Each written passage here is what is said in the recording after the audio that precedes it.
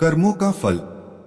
70 साल की एक बूढ़ी औरत जिसका पति अभी अभी उसे छोड़कर किसी और दुनिया में चला गया है, जिसका अपने पति के अलावा इस दुनिया में कहने के लिए कोई और नहीं था, बाल बच्चे भी नहीं। पिछले कई दिनों से उसे घर खाली करने के लिए नोटिस पर नोटिस आए जा रही थी। उसने अपने जानने वालों और रिश्तेदारों से कई बार मदद के लिए गुहार लगाई, लेकिन सिर्फ नाम के लिए ही उसके अपने उसकी शिकायत पर ध्यान नहीं देते। उसकी सहायता के लिए कोई भी आगे नहीं आया। कई लोग तो उसे देखकर ही अपना रास्ता मोड़ लिया करते। बेचारी करे भी तो क्या करें।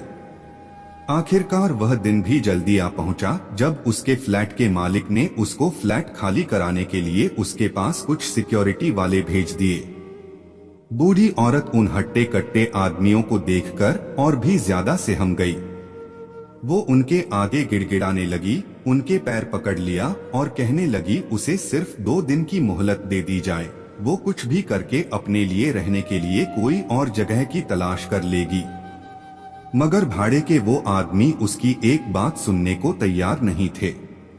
जब सिक्योरिटी वाले उस बूढ़ी औरत को धक्का मार के निकालने ही वाले होते हैं, तभी पीछे से एक आवाज आती है, खबरदार, जो इस अम्मा को किसी ने हाथ भी लगाया तो इन्हीं के घर से कोई नहीं निकाल सकता।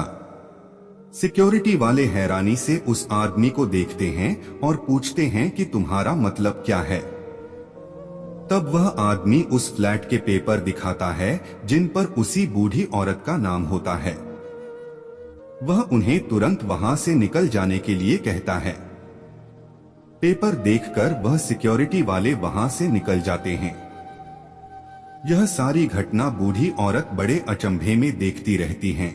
सबके जाने के बाद बूढ़ी औरत उस आदमी से पूछती है कि बेटा, मैंने तुमको नहीं पहचाना, लेकिन मैं इतना जरूर कहूंगी कि तुम आज मेरी जिंदगी में भगवान की तरह आए हो। तब उस आदमी ने अपनी पहचान देते हुए उस बूढ़ी औरत से कहा, याद कीजिए माजी 20 साल पहले आप और आपके पति एक मंदिर आए थे। वहां पर एक छोटा बच्चा आपसे स्कूल में भर्ती होने के लिए भीख मांग रहा था। आपके पति ने तो यह कहकर आपको मना कर दिया था कि इसको पैसे मत देना, यह नशा कर लेगा, और आगे चले गए थे। लेकिन आप वहीं पर रुक गई थी और आपने अपने पास रखे सारे पैसे उस बच्चे को दे दिए थे। आपने आशीर्वाद और एक ताबीज देते हुए उसे कहा था कि भीख मांगने से अच्छा है छोटा मोटा काम करो और अपनी पढ़ाई पूरी करो, तुम्हें भगवान जरूर कामयाबी देगा। माजी मैं वही भिखारी बच्चा हूँ जो आपके बताए रास्ते पर चलकर आज इतना बड़ा हो गया है, एक एस्टेट एजेंट बन गया है और इस काम में बहुत शोहरत और दौलत कमाई है। इसी काम में मुझे इस बात की भी खबर रहती है कि किस दिन कौन सी प्रॉपर्टी खाली करवाई जाने वाली है। जब मैंने आपका नाम इस लिस्ट में देखा तो मुझसे रहा नहीं गया। जो मदद आपने मेरी बरसों पहले की थी वह मैं आपको लौटाने आया हूँ। इसलिए मैंने तुरंत आपका घर खरीदकर आपके नाम कर दिया है। आपने जो ताबीज मुझे उस समय दिया था जिसने मेरी आज तक रक्षा की है, मैं वह आपको लौटाना चाहता हूँ। मैं चाहता हूँ कि यह ताबीज अब आपकी रक्षा करे।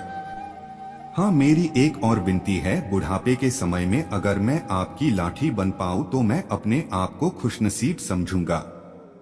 यानी कि अगर आप मेरे साथ रहेगी तो मुझे और अच्छा लगेगा। बूढ़ी औरत यह सब बातें सुनकर बहुत खुश हो जाती है और उसकी आंखों से खुशी के आंसू बहने लगते हैं।